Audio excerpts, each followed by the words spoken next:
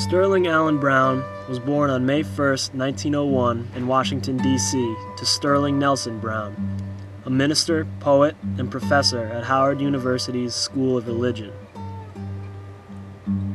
Sterling attended Dunbar High School beginning in 1914. His greatest focus while at school was literature. He graduated 4 years later as valedictorian of his class and was granted a special minority scholarship to Williams College in Williamstown, Massachusetts. He was elected to the Phi Beta Kappa fraternity as a junior and won a Graves Prize for his essay, The Comic Spirit in Shakespeare and Moliere. He graduated with final honors in 1922 in French and English literature and continued his education with graduate studies at Harvard.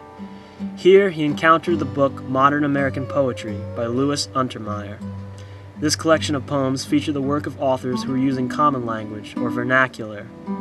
The three poets Sterling enjoyed were Carl Sandburg, Arlington Robinson, and Robert Frost, all of whom were viewed as experimental at the time for their use of common language. Besides gaining the exposure to vernacular while at Harvard, Brown observed, "Harvard only gave you the way to put it down, not how to feel about things." It was with this philosophy that Sterling began teaching at Negro colleges throughout the country, beginning with the Virginia Seminary and College, Fisk University, Lincoln University in Missouri, and eventually Howard University in Washington, D.C., where he would remain for 40 years. He began to develop his understanding of vernacular not only from his students at the universities, but also from people he met in various juke joints, barbershops, and farms.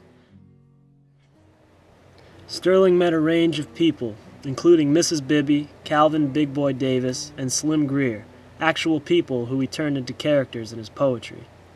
It was during this time that Sterling also met Benjamin A. Botkin, creator of Folksay magazine. Sterling had 18 poems and 2 essays published in Botkin's magazine. In 1931, Sterling returned to Harvard for doctoral study and began focusing his career on the examinations of misrepresentations in literature, particularly in black stereotypes. In 1932, Sterling published his first book of poetry, Southern Road, a collection of poems written in African American vernacular in a range of styles, including work songs, blues, and ballads. The poems touched on a variety of topics such as restlessness, oppression, identity, and religion. The book was so important to African American literature that it was prefaced by James Weldon Johnson, who said the following: "He has made more than mere transcriptions of folk poetry, and he has done more than bring it to mere artistry. He has deepened its meanings and multiplied its implications." The success of Southern Road allowed Brown a plethora of opportunities in the future.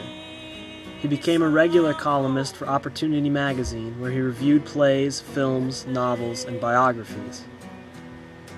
From 1936 to 1939, he edited all Negro affairs for the Federal Writers Project, in effect seeing over almost all African American literature being produced at the time. In 1937, he was awarded the Guggenheim Fellowship, which funded a series of essays, including The Negro in American Fiction and Negro Poetry and Drama, both studies on African American literature. In 1941, Sterling published the most comprehensive collection of black literature to date, The Negro Caravan. At the time, the book was considered the #1 source of study for African American college students and professors alike. When Brown's second book of poetry, No Hiding Place, was rejected by the publisher, Sterling instead focused on writing more essays and teaching at Howard University.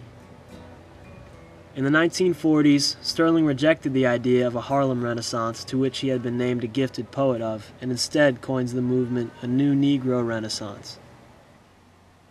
In 1969, Brown retired from Howard University, to which he had given almost 40 years of his life.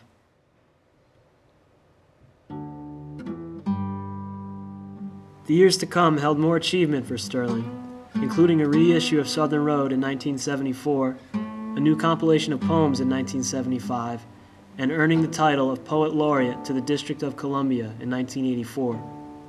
The greatest achievement of Sterling's writings was the preservation of African American vernacular and the affirmation that folk say could be taken seriously as a method of literature. In 1973, Brown returned to Williams College to receive an honorary doctorate and recount his life experiences to the crowd. He said the following: